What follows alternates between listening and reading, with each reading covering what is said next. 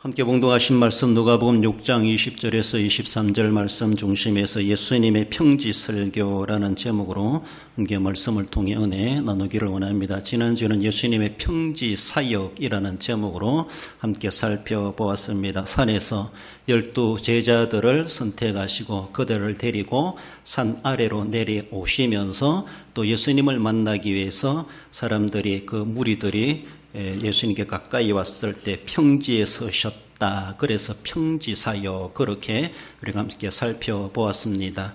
예수님이 산 꼭대기에 계시다면은 아마 우리는 거기에 찾아 올라가지도 힘들 겁니다. 그러나 예수님이 내려오셨다. 그래서 어쩌면은 하늘에서 내려오신 것처럼 우리 주님이 사람들을 원만하게 만날 수 있는 그런 장소로 평지로 내려오셨다. 그래서 평지사역이라고 하는 것, 어쩌면 장소적인 모습에서도 평지라고 말할 수 있지만은 상당히 의미가 있다라는 것을 생각해 보며 우리의 눈높이, 우리의 수준에 내려오셔서 우리와 함께 그래서 성육신적 그런 자세로 말씀을 전해주시며 또 사람들이 알아들을 수 있는 그런 말씀으로 이야기식으로 설교를 하시기도 하셨던 것, 그리고 인간들이 가지고 있는 온갖 병들, 어쩌면 또한 귀신 들린 사람들까지라도 우리 주님께서 고쳐주셨다라는 것을 함께 살펴보았습니다. 이제 그들을 만나셔가지고 어쩌면 그 일정한 장소에서 그 평지 사역 중에 하나인 평지 설교를 하고 계시다라는 것이죠.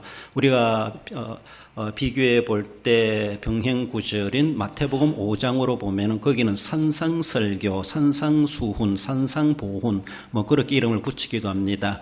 예수님께서 산에서 그렇게 가르치셨다. 어쩌면은 우리가 보는 그런 높은 산이라기보다 언덕 정도가 아니겠는가 그렇게 볼 수가 있고 수많은 사람들이 모일 수 있는 그런 조금 그런 산이라 할 만큼 동산적인 그런 모습이 아니겠나 추정해 보는데, 그래서 위치를 산이라고 해서 산상설교, 누가복음에서는 평지라고 말하면서 평지설교, 어쩌면은 똑같은 상황을 두고 기자들마다 좀 다르게 표현되고 있습니다. 우리가 산상설교도 이야기해 보는데 어떤 사람은 그래요. 성경 다 잘라내고 찢어내고 없애도 산상설교만큼은 우리가 들어야 된다.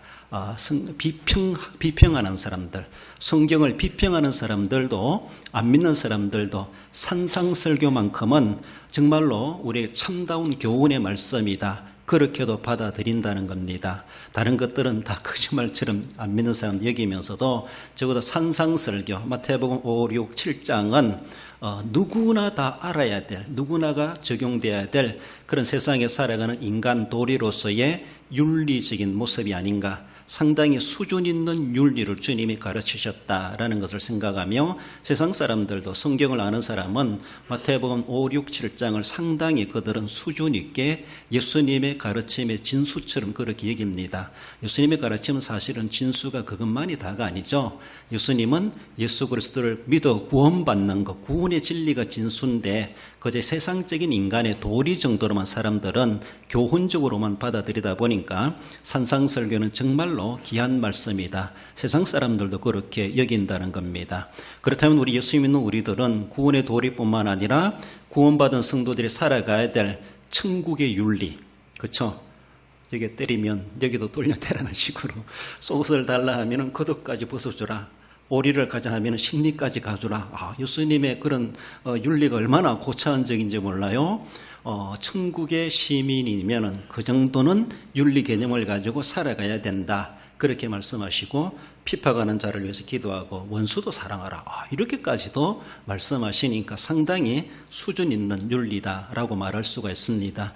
그 동일한 병행구절 오늘 본문에 누가복음 6장에 이제 20절부터 가난한 자는 복이 있나니라고 하시면서 마태복음만큼 자세히 안 나오지만은 예수님의 평지설교, 마태복음을 보면은 산상설교, 그것이 이제 가르쳐지고 있습니다. 누가복음에서 말해주는 것은 우리가 살아가는 인생의 목적을 세상에 두고 있느냐 하늘에 두고 있느냐, 이것에서 상당히 여기서 서로가 비유해주고 세상의 목적을 두고 살아가는 사람이 있는가 하면은 하늘의 인생의 목적을 두고 살아가는 사람이 있다. 그렇게 비교해주고 있습니다. 그래서 제자들에게는 우리가 이미 답은 아는 것처럼 세상의 목적을 두고 살아가는 자가 되지 말고 하늘의 목적을 두고 살아가는 그런 삶이 되어야 될 것을 말씀하십니다. 주시는 말씀을 통해서 예수님의 평지설교라는 자의 먼저는 지도자의 기본 도리를 살펴봅니다. 지도자는 12제자뿐만 아니죠. 예수님을 먼저 믿는 저와 여러분들 모두가 다 세상 앞에 다 지도자들이다. 우리는 생각해야 됩니다. 20절에 예수께서 눈을 들어 제자들을 보시고 이르시되 너희 가난한 자는 복이 있나니 하나님의 나라가 너희 것임이요. 이것이 마태복음 5장 1절에서 이렇게 말합니다. 예수께서 무리를 보시고 산에 올라가 앉으시니 제자들이 나온지라. 1차적으로 예수님의 산상설교, 평지설교의 1차적인 들어야 될 대상은 제자들입니다. 그들은 아마 가장 가까이 앉아 있었을 것이고 또 수많은 무리들이 그 둘러리 그렇게 앉아 있었지 않았겠는가, 예수님의 말씀을 듣기 위하여서. 그래서 일단은 예수님이 제자들을 1차 청중의 대상으로 여기고 좀 더 확대되면 모든 그 모인 무리들, 어쩌면 이 세상에 살아가고 있는 모든 예수님이 믿는 우리들, 들어가서 세상의 모든 사람들에게 주시는 고차원적인 그 윤리, 또 우리가 해야 될 도리를 우리에게 말씀해 주십니다. 더욱이 지도자라면은 이런 윤리를 가지고, 이런 도리를 가지고 지도자답게 본이 되어야 된다라는 것을 말씀하는데, 제자들 두고 너희들은 앞으로 이렇게 돼야 된다라고 하는 것을 상당히 거룩한 부담을 그들에게 심어주고 있습니다. 마태는 이 말씀에 대해서 가르침의 거룩한 성격을 나타내다 보니까 산이다라고 하는 것을 말합니다. 구약시대로 바라본 산이라고 하는 건요, 하나님의 임재의 장소로 많이 등장합니다. 예수님이 강에 임하셨다든가 들판에 임하셨다 이런 것보다도 산을 통해서 하나님 임재하셨다는 것을 많이 그렇게 나타내다 보니까 유대인들 사고 속에서 하나님이 임재의 산이라고 하는 것은, 산이란 말은 하나님이 임하시는 아주 가까운 장소, 그래서 거룩하다라고 하는 그런 하나의 일반 상식을 그 정도로 절대는 아니지만은 그런 의식을 가지고 있다, 그렇게 보면서 어쩌면은 마태는 거룩한 성격을 나타내다 보니까 산이라는 위치를 그렇게 말해줬다 이렇게 말을 하기도 하고, 누가는 평지를 이야기하다 보니까 실천적인 측면을 강조한다는 것이죠.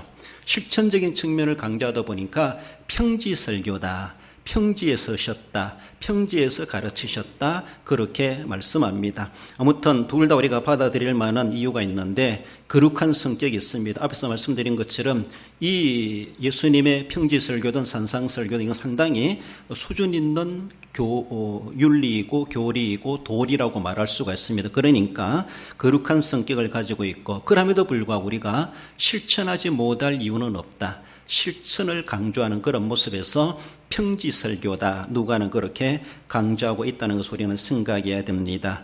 평지설교의 1차적인 대상은 제자들이라고 볼 수가 있죠. 그들은 장차 예수님을 이어서 지상교회를 세우고 교회를 이끌어가야 될 막중한 책임 있는 지도자들입니다.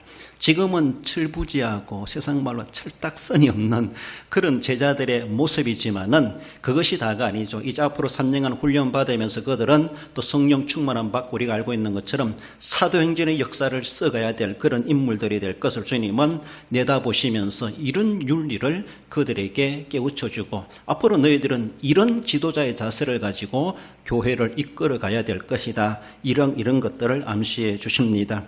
주님의 제자로서 사역을 할 때에 예수님의 가르침의 내용으로 보면은 우리가 마태복음 배경으로 보면 팔복만이 아니죠. 팔복을 끝나면서도 앞서간 선지자들도 이런 고난을 당했다라고 하면서 고난도 당할 것에 대해서, 너희들에게 고난이 닥쳐올 것에 대해서도 예수님은 암시해 줍니다. 그 고난이 닥쳐왔을 때, 핍박이 다가왔을 때 어떻게 해야 될 것인가, 그런 대처할 만한 윤리를 주님은 그렇게 말씀하시는데, 사역하다 보면 그런 일이 닥쳐온다 할지라도 애매한 고난이죠. 억울한 고난이죠. 하지만은 그 고난도 감수할 줄 알아야 되고, 그 고난에 넘어지지 말고 고난을 이겨내야 된, 인내하며 이겨내야 될 것을 예수님은 당부하십니다. 세상은 세상의 목적을 두고 살아가는 사람, 그리고 제자들은, 우리 예수님 사람들은 하늘의 목적을 두고 살아가다 보니까 각자가 세계관이 다릅니다. 그렇습니다. 그러니까 세상의 목적을 두고 살아가는 사람들은 우리들을 이해하지 못하고 우리에 대해 상당히 이상하게 얘기할 뿐만 아니라 그리고 우리를 아주 얕잡아 보기도 하면서 핍박의 대상으로 본다는 것이죠. 그래서 세상은 자기들과 동조하지 않는다고, 자기들과 하나 되지 않는다고, 자기들과 함께 세계관을 갖지 않는다고 해서 우리를 미워하고 시기 질투하고 예수님 믿는 사람들, 신약교회를 핍박하게 된다는 것. 그렇습니까? 얼마나 악한지 몰라요. 이미 죄의 타락의 본성을 가지고 있다 보니까 정말로 거룩함으로 추구해 가야 되는데 세상의 목적을 두고 살아가는 사람들, 천국의 목적을 두고 살아가는 사람들을 자꾸 핍박하고 그리고 자기들의 일들의 세상에 동참하지 않는다고, 세상 일에 함께 동조하지 않는다고 우리는 거룩하게 살려고 하다 보니까 그것에 대해서 우리가 분리된 삶을 살아가야 돼, 구별된 삶을 살아가다 보니까 세상 사람들이 미워하게 되어져 있습니다. 그런 일을 닥칠 것이다 라는 것을 예수님은 암시합니다. 그랬을 때 너희들은 어떻게 대처해 가야 될 것인가? 세상은 예수 믿는 사람들을 핍박하게 돼 있고 더 나아가서는 사실 그 사람들이라기보다 그 사람들을 조종하는 배후의 사탄이죠. 사탄의 공작이죠. 사탄의 장난이죠. 계속해서 예수 믿는 사람들을 계속 넘어뜨리려고 온갖 세상 말로 심한 말은 작당을 벌이는 것이죠. 그래가지고 우리에게 어떤 일들을 누명을 씌우든지 생사람 잡듯이 해서라도 우리를 핍박하고 우리를 무너뜨리려고 하는 그런 시험은 계속 오고 있다는 것이죠. 전에도 말씀드린 것처럼 하나님 이 세상에서 마귀 없애주세요. 이렇게 할 수 없어요.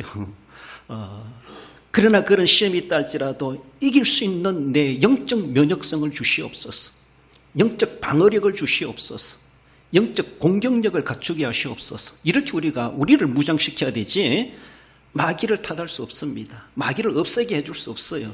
이 세상은 마귀가 있을 수밖에 없습니다. 주님 오시는 그날까지. 마지막 날에 완전히 싹 쓸어버리시는 청소하시겠지만은 그날까지 우리 하나님께서는 묵과하고 계시다는 것이죠. 그러면서 우리들 하여금 긴장하게 만들고 기도하게 만들고 그래서 성령 충만함을 우리가 필요성을 느끼게 하고 하나님 앞에 늘 간구하게 되고 죄를 짓는다 할지라도 회개하게 만들고 그래서 천국의 목적을 두고 살아가는 사람들의 그 영혼 구원에 대해서만큼은 전혀 손상되지 않도록 하나님 보장해 놓으셨지만은 세상 살아가는 동안에는 엎치락 뒤치락 할 만한 그런 시험들이 계속 우리에게 원치 않은 불시험도 다가올 수가 있다라는 것이죠. 세상 탓할 것 아니라 내가 그만큼 능력을 갖추고 가야지 이런 자세로 우리는 대처해 가야 된다는 것을 제자들의 것을 말씀하실 뿐만 아니라 오늘 우리들에게도 그것을 가르쳐주고 강조해 주시는 말씀입니다. 그래서 세상 탓하지 말고 세상은 악한 것이 본성입니다. 그들이 악한 짓을 해야지 세상다운 거예요. 그렇잖아요. 없으면 좋겠는데 참 아니면 좋겠는데 그렇지만 우리가 그것을 이겨낼 수 있어야 되고 함부로 우리를 얕잡아 보지 못하도록 우리가 늘 영적 능력을 갖추어가면은 마귀가 함부로 달가들지 못할 수 있다. 그래서 우리에게 긴장감을 주고 무장케 하시는 것, 이런 지도자가 갖춰야 될 천국의 목적을 두고 살아가는 사람들의 도리가 무엇인가라고 하는 것을 말씀하십니다. 그렇습니다. 세상 사람들은 세상의 목적을 두고 살아가는 사람들, 그런 자기들의 세상 권세를 가지고 세상 가지고 있는 배경을 가지고 하늘의 목적을 두고 살아가는 우리들을 그렇게 핍박하게 되어져 있다라는 것을 생각하며 그 악에 대해서는 나중에 심판하시겠지만 우리는 그런 가운데서도 믿음을 굳건하게 지켜가야 될 것을 말씀하십니다. 수많은 제자들이 앞으로 고난을 겪어가면서 아마 그들이 사도행전 시대에 많은 핍박을 당했을 때 제자들은 아마 예수님의 이 평지설교, 산상설교를 제자들은 많이 되새겼을 겁니다. 주님이 그렇게 가르치셨는데 내가 그렇게 지금 하고 있는가? 저 핍박자들을 위해서 내가 기도하고 있는가? 내가 저 원수들도 내가 사랑하고 있는가? 주님의 그 가르치심에 대해서 그것을 대해서 다 제자들은 많이 묵상하면서 자기를 그렇게 깨우쳐가고 예수님의 산상설교, 평지설교대로 살아가려고 얼마나 애를 썼겠는가. 성질은 막 그렇게 하는데 예수님의 말씀이 또 계속 그렇게 묵상되어지니까 참을 수밖에 없고 인내할 수밖에 없는 그런 모습들, 제자들만이 아니죠. 우리들도 늘 그런 시험이 있을 때에 우리의 내리에 하나님의 말씀을 다시 필름을 돌려야 되죠. 영상이 지나가듯이 주님께서 그렇게 우리에게 가르치셨는데 나는 삶의 현장에서 얼마나 누가가 실천적인 측면을 강조한다고 말하는 것처럼 내가 평지의 삶을 살아가면서 얼마나 그 말씀을 내가 실천하며 적용하며 예수님이 그렇게 당부해 주셨는데 당부하신 말씀대로 내가 지키고 살아가고 있는가를 우리는 늘 자신을 깨우칠 수 있어야 할 것입니다. 예수 그리스도의 신실하심에 붙잡힌 자들은 세상의 폐역한 정신에 휘말리지 아니하고 세상에 미움을 받는다 할지라도 여전히 핍박 속에서도 우리는 천국을 바라보며 천국의 목적을 둔 사람으로서의 그 정체성을 잃어버리지 않게 된다. 이것이 지도자, 신자의 기본 도리라고 하는 것을 그렇게 말씀하십니다. 제자들은 이런 세상에서 평지 설교를 늘 실천해야만 한다고 하는 것을 늘 도전을 받았을 겁니다. 자기들의 모든 힘과 재능을 하나님의 영광을 위해서 살아가려고 얼마나 몸부림쳤겠는가. 예수님의 가르침의 모습을 대표적으로 바라보면은 누가복음 30장에서 6장 30절 이하에 보면은 내게 구하는 자에게 주며 남을 대접하라. 너희를 사랑하는 자만을 사랑하면 칭찬받을 것이 무엇이냐? 죄인들도 사랑하는 자는 사랑하느니라. 너희들은 그 수준을 뛰어넘어야 된다는 것이죠. 누가복음 6장 38절에서는 주라 그리하면 너에게 줄 것이니 곧 후이되어 누르고 흔들어 넘치도록 하여 너희에게 안겨주리라. 너희가 헤아리는 그 헤아림으로 너희도 헤아림을 도로 받을 것이니라. 우리 하나님 앞에 하나님 흔들어 누르고 넘치도록 주신다고 했으니까 주시옵소서. 저도 어쩌면 신방 가서 이제 기도할 때 이 가정에 하나님 흔들어 누르고 넘치도록 복 주시옵소서. 이 기도는 해요. 그런데 그 앞에 내용 주라 그리하면 주는 가정이 되었을 때 하나님의 약속은 주는 가정이 되었을 때 흔들어 넘치도록 주시겠다는 거예요. 우리는 그런데 주는 것은 쏙 빼놓고 주지는 않으면 하나님 앞에 달라는 것은 흘러 넘치도록 달라라고 욕심은 얼마나 많은지 몰라요. 본문에서 주님이 가르치시는 내용은 주라. 주는 자에게 하나님께서는 결코 기름병에 기름이 떨어지지 않게 하시고 가루통에 가루가 끊어지지 않게 하시고 부어도 써도 계속해서 채워주게 하시는, 그래서 후이되어 누르고 흔들어 넘치도록 주신다. 이 약속을 우리는 생각해야 돼. 그 앞에 내가 어떤 실천이 있는가, 그 실천에 따라서 주님의 약속이 있는데 우리는 뒤에 것만 싹 빼가지고 좋아하고 앞에 거는 남의 이야기처럼 여기는 것은 아닌가, 너무나 이기적인 것 같다. 주님의 말씀은 다 짝이 있는데 그 짝은 주는 자에게 남들에게 후하게 베푸는 자에게 하나님께서 우리에게 후하게 주시겠다. 그것을 이런 도리로 이런 우리에게 윤리를 주님께서 가르치셨다. 지도자가 신자가 가져야 될 이것 아주 기본적인 도리라고 하는 것을 말씀합니다. 내가 예수 그리스도 구속함을 받은 성도가 되었습니까? 적어도 이런 도리는 아주 기본으로 지켜갈 줄 알아야 된다. 그것을 말씀하십니다. 이것만이 다가 아니죠. 우리가 마태복음 5장에서 7장까지 쭉 읽어보면 얼마나 부담스러운 내용이 많습니까?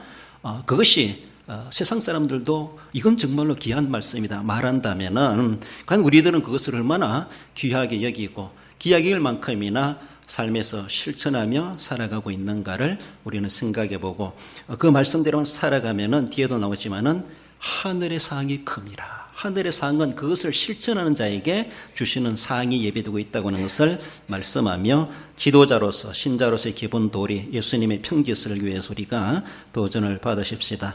나아가서 예수님의 평지설교는 하늘의 상을 소망케 하십니다. 23절에 그날에 기뻐하고 뛰놀라 하늘에서 너희 상이 큼이라 그들의 조상들이 선지자들에게 이와 같이 하였느니라. 본문의 말씀은 사실은 오늘 설교는 밑에 마지막 49절까지 우리가 다 봐야 되는데 23절까지만 보았습니다마는, 제자들은 땅끝까지 이르러 모든 민족에게 예수님의 분부하심을 가르쳐야 될 가장 선봉장으로 세워진 책임자들이고 사명자들입니다. 예수님의 분부하신 것이 무엇입니까? 예수님의 분부하신 가장 원론적인 것은 예수 그리스도를 영접하여 믿어 구원받게 하는 겁니다. 구원받게 하는 거예요. 그들에게 삼위 하나님 이름으로 세례를 주고, 세례를 줘야 돼요. 일단은 그들을 개종시키는 거예요. 하나님의 자녀를 일단은 호적 등록해야 되는 거예요. 그렇죠? 그리고 나중에 가르쳐 지키게 하는 것은 또 그 다음 단계라고 볼 수가 있어요. 예수님의 분부의 말씀은 일단은 예수님 이 땅에 오신 주 목적은 산상설교, 평지설교 주려고 오신 것이 아니에요. 그것은 구속감을 받은 사람들의 삶을 이야기해 주시는 것이고 그 구속이 또 우선된다는 것이죠. 그래서 구속감을 받지 못한 죄인들을 구속케 하는 것, 예수님을 믿어 구원받게 하는 것이 예수님의 가장 먼저 제시되고 있는 원론적인 분부하신 말씀입니다. 예수님의 말씀이 그래서 제가 어디를 가든지 어디를 간 그들에게 똑바로 살아라 이 말보다는 예수님을 믿어 구원받아라 이것이 가장 전제되는 겁니다. 예수님을 믿는 사람들에게 이제 똑바로 사세요 이렇게 말할 수 있는 거예요. 그렇잖아요. 예수님 믿는 사람들에게 평지 설교를 적용해야 되는 거예요. 우리들에게 이제 기성 성도들에게 예수님의 분부하심을 그들은 나아가서 이제 예수님이 하실 일을 제자들이 해야 되는데 예수님이 분부하시는 것은 그들로 하여금 예수 그리스도를 구세주로 영접하여 믿어 구원받게 하는 것이 아주 원초적인 아주 근본적인 본질적인 책임이요 사명이요 그것을 위해서 12명의 제자 이 지상의 교회를 저와 여러분들 오늘도 세우셨다라는 겁니다. 또 한 걸음 나아간다면은 오늘 본문의 평지설교처럼 이런 신자의 윤리를 가지고 살아가라. 이것이 예수님의 분부하심입니다. 분부하심. 마태복음 28장 20절에 내가 너에게 분부한 모든 것을 가르쳐 지키게 하라. 볼지어다 내가 세상 끝날까지 너희와 항상 함께 있으리라 하시니라. 분부하신 말씀이 엑기스로 두 개 딱 나눠본다라면은 믿어 구원받게 하는 것, 복음을 전하는 것, 더 나아가서는 평지설교, 산상설교 이렇게 살아가도록 건면하고 가르치고 본을 보이고 그렇게 양육해야 될 것을 그렇게 말씀하십니다. 평지설교, 산상설교의 결론은 천국에 소망을 두는 거예요. 천국에 인생의 목적을 두고 살아가는 사람이에요. 그래서 땅의 것을 구하지 않고 위의 것을 구하고 땅의 것보다 그 나라와 그 의를 먼저 구하는 이런 삶. 세상에서는 우울함을 당하고 핍박을 당하고 손해본다 할지라도 그거 다 챙기려고 하지 말고 세상에서 칭찬받으려고 하지 말고 세상에는 다 내가 양보하더라도 양보했을 때 하늘의 보상이 하늘의 상급이 우리에게 주어지게 되어져 있습니다. 천국은요 내가 손해본 만큼 내 상이 쌓이는 거예요. 세상에서 내가 이익을 생기면은 내가 뭔가 내 챙겨놓으면은 내 챙긴 것만큼 천국의 상가는 거리가 멀다, 간곳 없다 이렇게 말할 수가 있습니다. 그러므로 고난받는 것, 억울함을 당하는 것, 양보하는 것 우리 주님은 다 아시고 하나도 빠짐없이 하늘의 상이 큼이라고 말씀해 주는 것처럼 하늘의 소망을 두고 살아가는 이것이 예수님의 평지설교의 결론입니다. 너희들은 세상의 목적을 두고 살아가지 말고 하늘의 소망을 두고 하늘의 목적을 두고 살아가야 할 것이다. 이것을 우리에게 말씀하십니다. 그래서 그것을 가르쳐 지키게 해야 될 것이죠. 인내하면서 사명을 감당할 때 그들은 하나님 나라를 상속받게 될 것을 23절에서도 말씀하지 않습니까? 그리고 자기 유익을 구하며 이 세상의 목적을 두고 성공하려고 한다면은 화가 임할 수밖에 없다는 것을 24절부터 그렇게 말씀합니다. 화 있을진저. 그 사람들은 다 세상에 목적을 두고 살아가는 사람들 두고 24절부터 화 있을진저 이렇게 경고하시는 말씀입니다. 너희들은 그런 사람이 되어서는 안 된다는 겁니다. 만약에 세상을 목적으로 따라서 살아가는 사람은 소경된 자로 비유하고 있습니다. 그래서 세상의 목적을 두고 살아가는 사람이 세상의 목적을 두고 사는 사람 이끌어갈 때 소경이 소경을 인도하는 그런 모양이 될 것이고 그러다가 둘 다 지옥의 구렁텅이에 빠지고 말 것이다. 이것을 주님은 경고하고 말씀하고 있습니다. 그리고 세상의 목적을 두고 살아간 사람은 모래 위에 집을 짓는 거나 똑같다. 이렇게 말씀하십니다. 그러나 하늘의 목적을 두고 살아간 사람은 어디에? 반석 위에 집을 건축하는 거나 같다. 이렇게 하며 비교하시면서 우리에게 말씀하시건대 우리가 정말로 예수님의 설교를 제대로 듣고 이행한다라면은 소경된 자 삶이 아니라 그리고 쉽게 할 수 있는 모래 위에 집을 지으려고 하는 자가 아니라 어렵더라도 힘들더라도 정말로 반석 위에 집을 짓는 그런 삶이 되고 나도 살고 이웃도 살리는 내가 소경된 자 삶을 살아가지 말고 하늘에 눈을 뜨고 영안을 뜨고 그쪽 목표 소망을 두고 그리고 그 사람들을 우리는 이끌어가고 나도 하늘의 영광, 그 사람도 하늘의 구원을 맛볼 수 있도록 해가야 할 것을 말씀하십니다. 그러나 하나님 말씀대로 순종하는 삶, 그 삶은 정말 반석 위에 지은 집과도 같이 어떤 날이 있다 할지라도 거기서 무너지지 않고 안전하게 될 것이다 라는 것을 48절에서 말씀해 주십니다. 이 말씀을 마태복음 7장에서는 이렇게 말씀하죠. 읽어볼까요? 24절 25절 누구든지 나의 이 말을 듣고 행하는 자는 그 집을 반석 위에 지은 지혜로운 사람 같으니 비가 내리고 창수가 나고 바람이 불어 그 집에 부딪히되 무너지지 아니하나니 이는 주추를 반석 위에 놓은 까닭이요. 할렐루야. 그렇습니다. 하늘의 목적을 두고 참 산상설교, 평지설교, 윤리가 너무 고차원적이다 보니까 어떻게 그래 살아갑니까?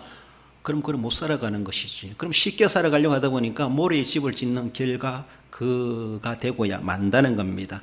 어떻게 살아갑니까? 내 힘으로 안 되니까 기도하고 도와달라 그래도 하나님의 능력을 되돌렸을 때 그래서 정말로 주추를 반석 위에 놓은 까닭이라고 말하는 것처럼 힘들어요. 참기 힘들어요. 이겨내기 힘들어요. 하지만은 결과적으로는 창파가 몰아치는 심판과 바람이 불 때에 그때는 우리는 넘어지지 않는다라는 겁니다. 그래서 결국은 이런 날이 다가오고 있다. 그때에 정말 넘어지는 사람은 아무런 공력이 나타나지 아니하고 주님 앞에 다 넘어지고 자빠지지만은 그러나 나의 이 말을 듣고 행하는 자는 예수님의 산상설과 평지설교를 듣고 행하는 자는 그 집을 반석 위에 지은 지혜로운 사람 같으니라. 우리는 그런 사람이 되어야 될 것을 제자들에게, 무리들에게, 우리들에게 말씀해 주시는 주님의 주옥 같은 설교의 말씀 우리는 깨달아가면서 도전을 받고 그래서 구수감을 받은 성도답게 이런 어려움이 있다 할지라도 예수님의 그 귀하신 설교를 늘 마음속에 되새기고 말씀을 우리 통해서 도전을 받고 그래서 예수님이 이 말씀을 듣고 행하는 자가 되어라 강조해 주시는 것처럼 그 분부하신 자로 우리가 본을 보이고 다른 사람들도 그렇게 구원해내고 생명의 길로 인도하기 합당한 정말로 예수님의 주옥같은 불후의 명작 설교를 들은 자로서 합당하게 들은 것으로 끝나지 않고 삶에서 실천하심으로 하나님이 약속하신 하늘의 상을 소망하기에 합당한 삶이 되도록 해가야 할 것입니다. 결론적으로 읽어봅시다. 예수님의 평지설교는 제자들이 지킬 기본 도리로서 마음에 새기며 믿음으로 말미암은 고난을 감당하되 주님의 말씀을 준행하여 하늘의 상을 소망하기에 합당한 성도가 됩니다. 그래요. 모두가 다 이런 어려움이 있다 할지라도 고난을 잘 감당해내시고 주님의 말씀을 그런 가운데서도 실천하여 감당해내심으로 준행하심으로 하늘의 목적을 둔 성도답게 하늘의 상을 또한 받기 합당한 우리 모든 성도 여러분들 되시기를 주님의 이름으로 축원드립니다.